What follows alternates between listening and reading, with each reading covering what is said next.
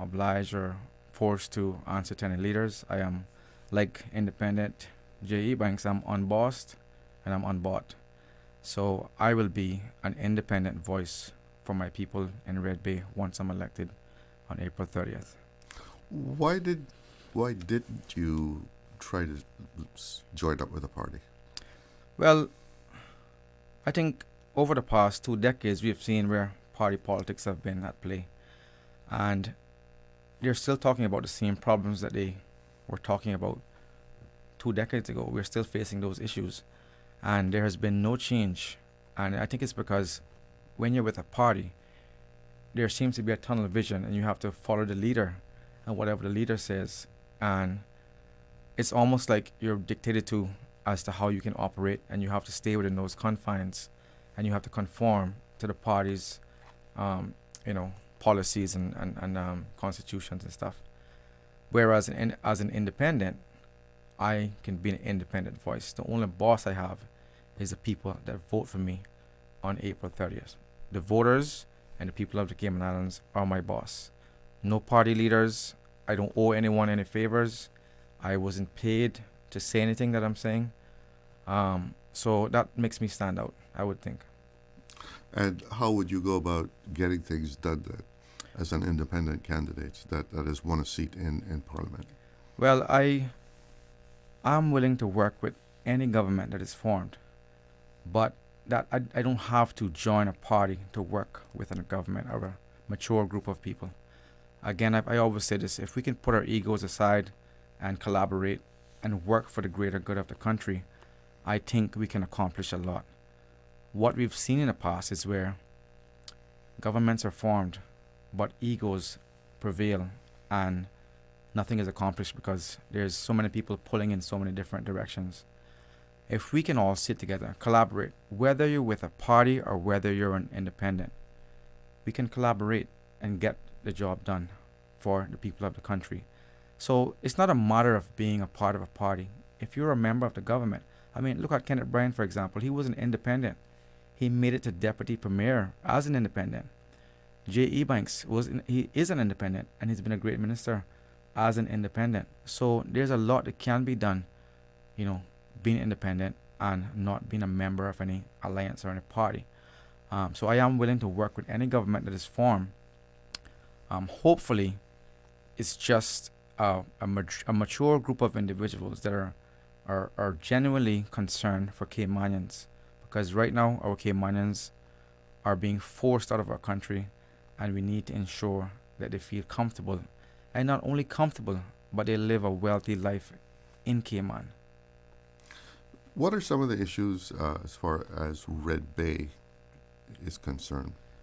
Well, Red Bay, some of the issues we have is flooding and traffic. Flooding, we have seen where past governments have continued to drill deep wells to solve this flooding issue. Deep wells are ineffective. They do not work. We need to use the swales that are already in place. And these swales, we can create a channel system that will funnel water directly from the flooded areas into the swales. A swale is essentially like a dike.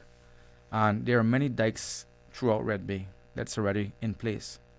We just need to utilize them to channel the water back out to sea. So that will prevent the flooding. The deep wells, the issue with them is that the water table is so high because the sea level is very high in Red Bay. We're below sea level. So if you dig a deep well, you'll hit water almost immediately within a few feet. So they're pointless, and it costs a ton of money to drill these wells.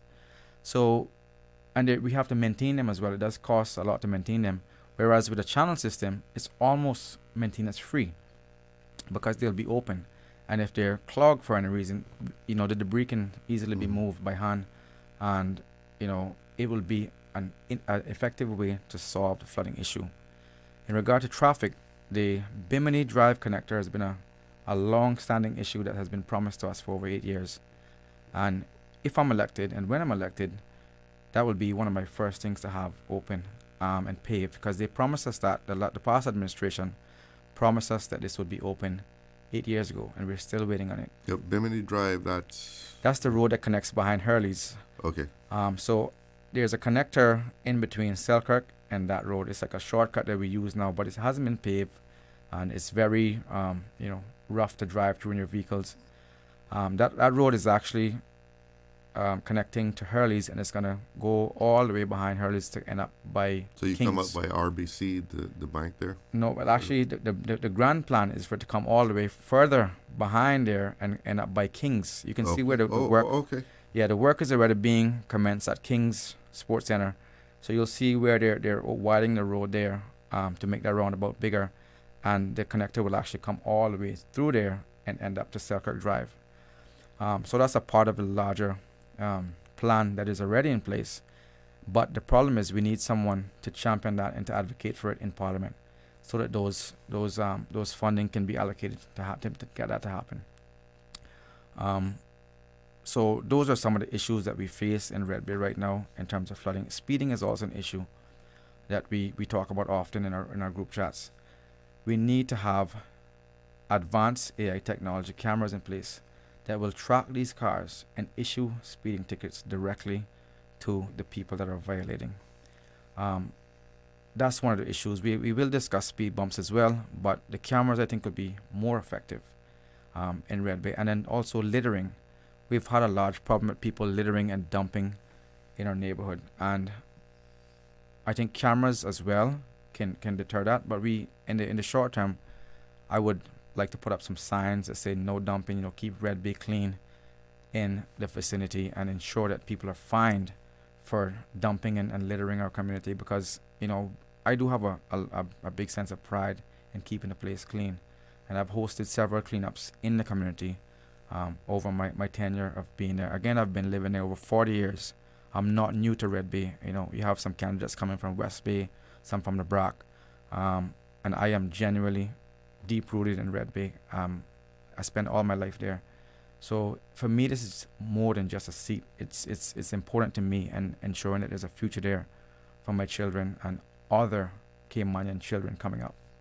Yeah, I've never really understood why people would create dumps in their own neighborhood. It's self-defeating.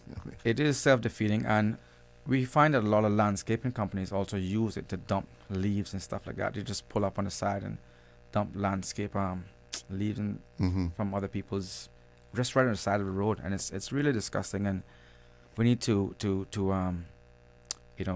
deter that at all costs. So that's something I'm going to be working on as soon as I get elected.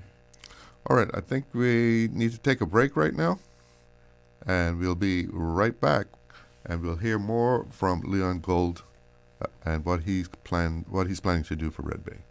Now, more than ever, supporting your immune system is crucial to helping your body fight off illnesses like the common cold, the flu, and COVID-19.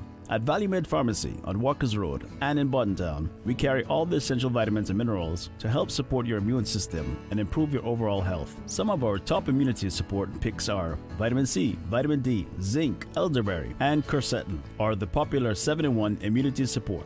Our pharmacists are always on hand to help guide you and answer any questions. Visit Valley Med Pharmacy on Walkers Road or Buttontown. Live happy, live healthy with Valley Med Pharmacy.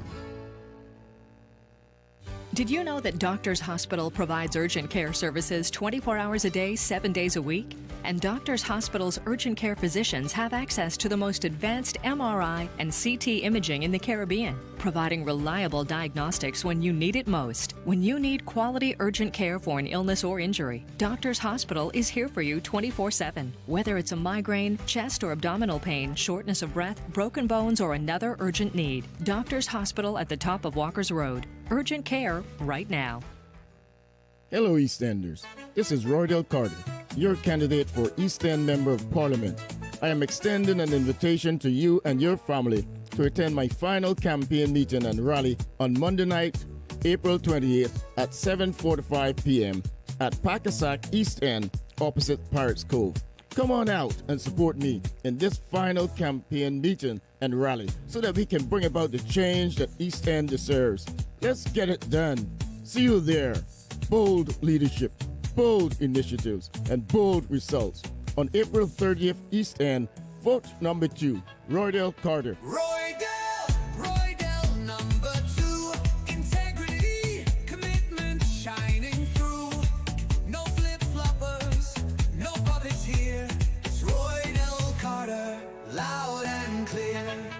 The preceding was a paid political broadcast. Welcome back to the show. And I have in the studio with me Leon Gould. He is an independent candidate from Red Bay. And you were telling me during the break that you put a lot of your energy into going door to door in Red Bay. How has that worked out? Yes, that's been super effective. I've been, very welcomed by the residents. And I want to thank the residents of Red Bay for welcoming me into your homes and to sitting down and to listen to me and speaking to me about your concerns and letting me know the changes that you would like to see.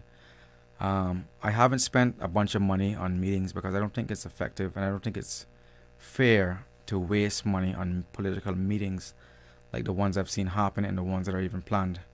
The people are in need. The people are hungry, and they're struggling. A lot of people are struggling. And we are spending hundreds of thousands on political meetings to promote an agenda. I don't think that's right. I don't think that's fair. I don't subscribe to it. So I had 2 meetings throughout my campaign.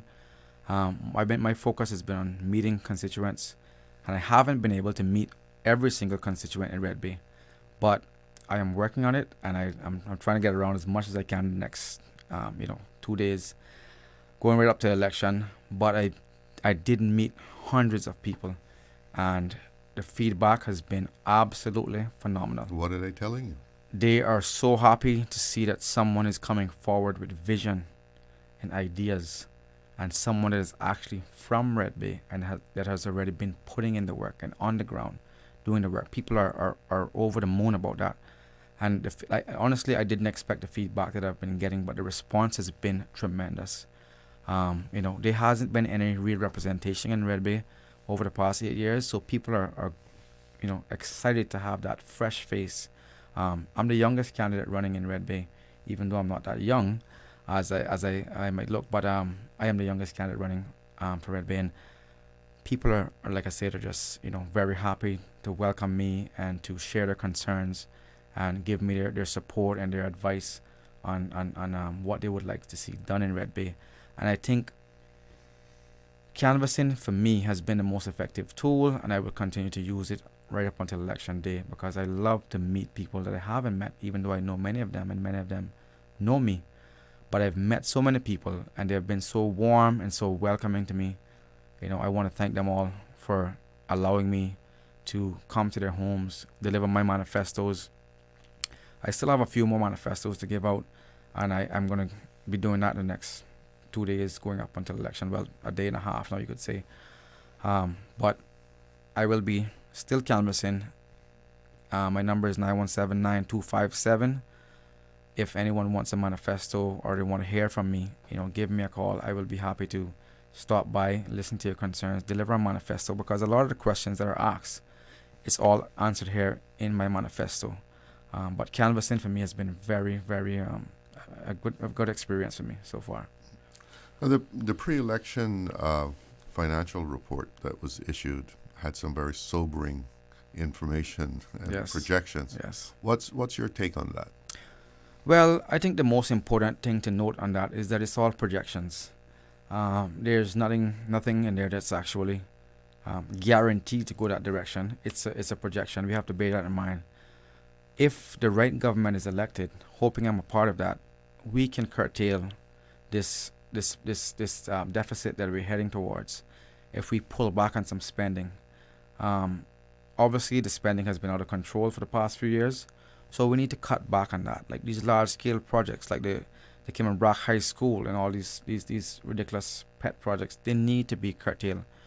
We've seen where they have this housing unit built for workers in the BRAC. That must have cost millions of dollars. So right now, I think what we got to focus on is pulling back on spending. The prison system, right? We can save a ton of money in the prison system itself. We have, I think, tens, probably, 50, 60 prisoners that are housed at the prison, and they're not Caymanian prisoners. We're paying to keep them in our prison system. Why are we paying? Send them back to their countries. That could save us hundreds of thousands of dollars almost immediately. That's just one way, but there's many ways we can curtail the spending that the government has been doing. But again, I want to highlight that it is a projection, and it can be prevented. That deficit can be prevented if the right group of individuals are elected, that we can identify where the money has been wasted and prevent that from happening going forward.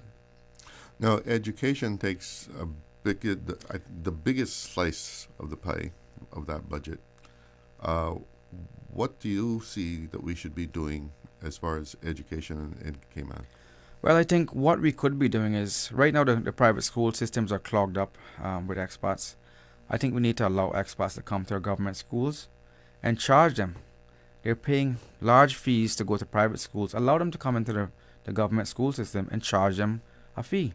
It could be a reduced fee from what they're paying at the private schools to incentivize them to put their kids there. But it has two purposes. It will create revenue for education budget by charging expats fees, but also it will allow these expat children that come here to assimilate into our culture and understand our cultural norms, our cultural values. Because when they go through the school system and they don't mingle with us and they finish, we can't expect them to come out into the real world and understand us and understand our lifestyle. So I think we need to allow them to come into our government schools and charge them a fee to come to the schools. That way, education will have a better, stronger budget. And again, the new cultures coming here will assimilate with our Caymanian population of students and allow them to understand our way of life and our cultural norms and values. What do you think about the results that we get from all the money that we spend on education? I think we could do better in terms of the results. We do spend, like you said, a large amount of money in education, but the results could be much better. While we do have a robust education system, we do need to incorporate some cultural education as well. But the money, I don't think we're getting enough bang for the buck that we're spending right now, especially going into a $50 million school. I don't think it's worth it. I mean, a child will learn under a mango tree if you give them the right tools and the parents are there behind them, assisting them and supporting them in that. Because I don't want to blame the school system or teachers. Our parents are just as responsible as any education system. Our parents are our biggest influence. It starts at home, right? It starts at home. So I think that we need to also encourage parents to be that support system for our children, and that will help us to, ensure that we have better results at the end of the day with education. Now, everybody talks about traffic, and I know coming out of Red Bay is no fun. Definitely no fun. Especially in the evening. Yes, it's a nightmare.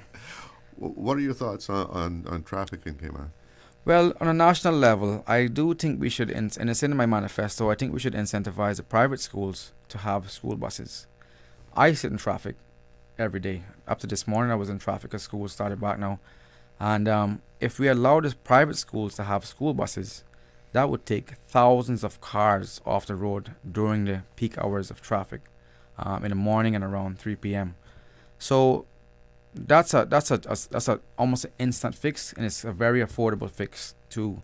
I mean, we don't have to spend any money. The schools can provide their own buses. We'll just probably offer them a incentive like import duty concessions for their vehicles to bring these buses here, because that would take thousands of cars off the road in the morning and in the afternoon. So I think that's where we should start. In terms of the public bus system, I think we need to have dedicated bus lanes that will allow our buses to be on time. If they have dedicated bus/carpool lanes, our buses can be on time and people can rely on public transport more heavily, which will deter them from wanting to purchase vehicles and continue the traffic situation that we've all been living with for the past decade or so. So you see public transportation as a big part of that too. Absolutely. I think that if we, like I said, the dedicated bus lane is an effective tool, and even a light tram system for areas like downtown and 7 Mile Beach is something that we should not ignore. We need to think outside of the box now and look at these other options that are there and available for us to use, because right now the public transport system is inefficient and people can't rely on it, so they're not going to use it. They're going to want to buy a car. Now, we only have a few minutes left here. What are some of the other things that we haven't talked about that you would like to tell people that are listening about your candidacy and where they should be voting for you? Well, I just want to tell the people of Red Bay, again, I have lived in Red Bay all my life. I have walked every street in Red Bay in Prospect. From a child straight up to now, my kids have went to Red Bay Primary School. For me, this is personal. It's not about politics. I really want to see a change in the island. I want to ensure that Caymanians are put first in our country. And I think I can be the voice to make that happen. And I'm asking humbly for the people of Red Bay to give me an opportunity to prove to you that I can be that voice for you, and I will be that change that you want to see. It's been a very pleasant experience for me. I'm very tired from all the work, but I am continuing to work. And even if I don't get elected, I will continue to work in the community and just be the person that I've always been. I've always been a community worker, a community advocate, and a Caymanian advocate all of my life. I'm a very passionate person when it comes on to my Caymanians, and I'll always be that way, and I'll be standing up for them. Whenever they need me, I'll be there to stand up. If it's a protest, I'm there. I am always a champion for Caymanians, and I will always put us first, and whatever that takes, come to Leon. He will be the change that you want to see. I am unbossed, I'm unbought. I am the candidate that you need to choose in Red Bay. I asked the other people that were on, would you prefer to see be in a coalition with other independents, or would you want to be with a party that? At this moment, it's a tough question to answer, because I'd have to see who's elected in order to make that decision, because some of the parties have up to 12 candidates. I do like some of the people in some of the parties, so I'm willing to work with various people, and regardless of what happens, I think everyone knows it will be a coalition government going forward, and as long as we have a one-man, one-vote system, I think we can expect coalition governments to continue to form each election cycle. It's not going to be like how it was in the past, where people could vote straight and we'd have the whole party take over. That's not the case going forward. So I am willing to work with any group of people that is elected on May 1st. You've been hearing from Leon Gould. He is the independent candidate in Red Bay. Thank you so much for joining us this afternoon. Thank you so much, Mr. Glidden, for having me, and it's a pleasure being here. Thank you to the people of Red Bay again for allowing me into your homes, and I just ask you humbly, please give me a chance on April 30th. I will make you proud, hold me accountable. Thank you. Well, that's Talk Today. That's all she wrote. So thank you for joining us. Have a great afternoon. The preceding was a paid political broadcast. Talk Today is brought to you by Subway, open 24 hours in Countryside, Anderson Square in Georgetown, and Centennial Towers in West Bay. And by the Ministry of District Administration. Explore your history, explore your land, explore your sister islands. And Cayman Airways. Call them on 949-2311 to book your nonstop flights to Los Angeles and Panama. And Doctors Hospital. Peace of mind is important when life happens. Doctors Hospital, always there for you. Call 949-6066. Talk Today is also brought to you by Mike's Builders. Call 923-0706. Mike Builders. They make it happen.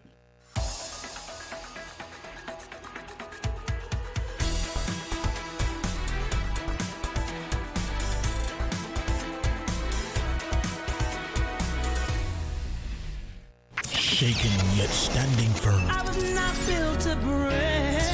This is Radio Cayman.